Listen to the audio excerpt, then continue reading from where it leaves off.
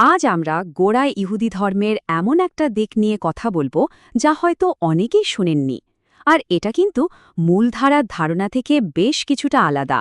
শুরুতেই রাব্বি আল-হানান ব্যাকের একটা সোজাসাপটা কথা শোনা যাক, আর এটাই কিন্তু তার পুরো আলোচনার মূল ভিত্তি।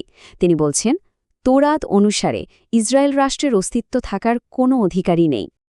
তো এই কথাটা ঠিকমতো বোঝার জন্য আমাদের প্রথমে জানতে হবে তৌরাত অনুযায়ী বিদ্রোহ বলতে ঠিক কী বোঝানো হয়, আর কেনই বা একে ঈশ্বরের আদেশের বিরুদ্ধে যাওয়া বলে মনে করা হয়।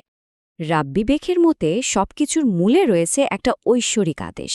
বিশ্বাসটা হলো সৃষ্টিকর্তা নাকি ইহুদিদের নির্বাসনে থাকার আদেশ দিয়েছিলেন, আর সেই সাথে এটাও বলেছিলেন যে মাসিহ বা ত্রাণকর্তা আসার আগে জোর করে কোনো রাষ্ট্র বানানো যাবে না। আর ঠিক এই কারণেই রাব্বি বেক মনে করেন যে আধুনিক ইসরায়েল রাষ্ট্র প্রতিষ্ঠা করাটা ঈশ্বরের সেই আদেশের সরাসরি লঙ্ঘন। তার কাছে এটা কোনো ভবিষ্যৎবাণীর বাস্তবায়ন নয়, বরং ঈশ্বরের আদেশের বিরুদ্ধে একটা স্পষ্ট বিদ্রোহ। দেখুন, এই যুক্তির সমর্থনে তিনি তাওরাতের একটা ঘটনার কথা মনে করিয়ে দেন। সেখানে নবী মুসা জোর করে পবিত্র ভূমিতে ঢুকার বিরুদ্ধে তার অনুসারীদের সতর্ক করেছিলেন। রাব্বি বেক আজকের পরিস্থিতির সাথে সে ঘটনার একটা গভীর মিল খুঁজে পান। আচ্ছা, চলুন এবার দেখা যাক এই বিশ্বাসের উপর ভিত্তি করে তিনি কিভাবে ইহুদি ধর্ম আর জায়নবাদের মধ্যে একটা বড়সড় পার্থক্য তৈরি করছেন। তার কাছে এই দুটো জিনিস কিন্তু একদম বিপরীত।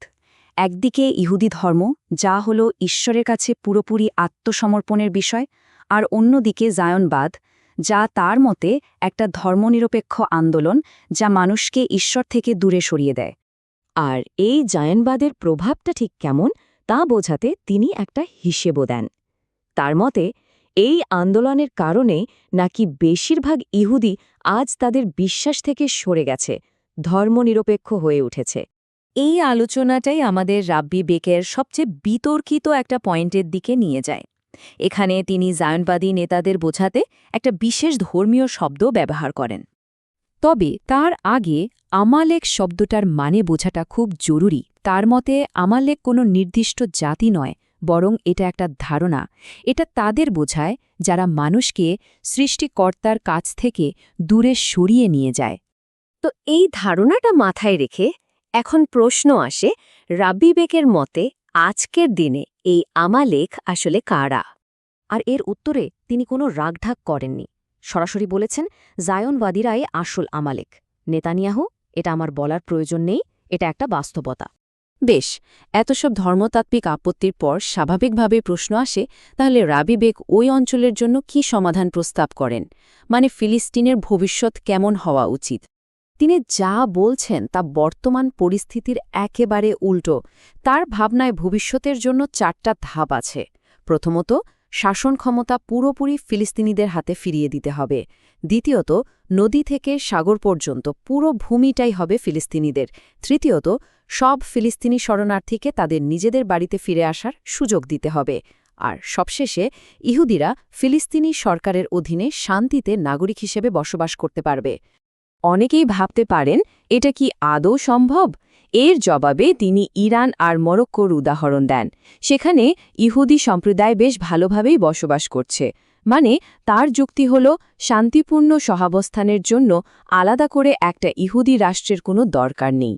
সব শেষে তার পুরো চিন্তাভাবনাটা কিন্তু একটা নির্দিষ্ট বিষয়ের সাথে জুড়ে আছে, আর সেটা হল প্রকৃত মসিয়র আগমন এবং তার উদ্দেশ্য। এক্ষেত্রেও তিনি দুটো ভিন্ন ধারণার কথা বলেন। তার মতে সত্যিকারের মাসিহ হবেন একজন আধ্যাত্মিক নেতা, যিনি পুরো পৃথিবীতে শান্তি ফিরিয়ে আনবেন। অন্যদিকে জায়নবাদী ধারণাটা তার সমালোচনার ভাষায় একজন রাজনৈতিক বা সামরিক ব্যক্তিত্বকে মাসিহ হিসেবে তুলে ধরে। তিনি কেমন মসির কথা বলছেন তার নিজের কথাতে শোনা যাক। মসিহ শারীরিক শক্তি নিয়ে আসবেন না, তিনি হবেন সাদা গাধার পিঠে চড়ে আসা একজন দরিদ্র মানুষ। মানে পুরো ব্যাপারটাই আধ্যাত্মিক, অহিংস। শুধু তাই না, তিনি আরও বলেন যে সত্যিকারের যে উপাসনালয় বা টেম্পল, সেটা মানুষের হাতে তৈরি হবে না, বরং সেটা আগুনের মন্দির হয়ে আকাশ থেকে নেমে আসবে। মানে আবারও সেই একই কথা, এগুলো সবই ঐশ্বরিক ঘটনা, মানুষের জোর করে ঘটানোর বিষয় নয়। এই সব কিছু শোনার পর একটা প্রশ্ন কিন্তু থেকেই যায়, কিভাবে একটা ধর্মকে কেন্দ্র করে এত ভিন্ন ভিন্ন মতবাদ বা দৃষ্টিভঙ্গি তৈরি হতে পারে।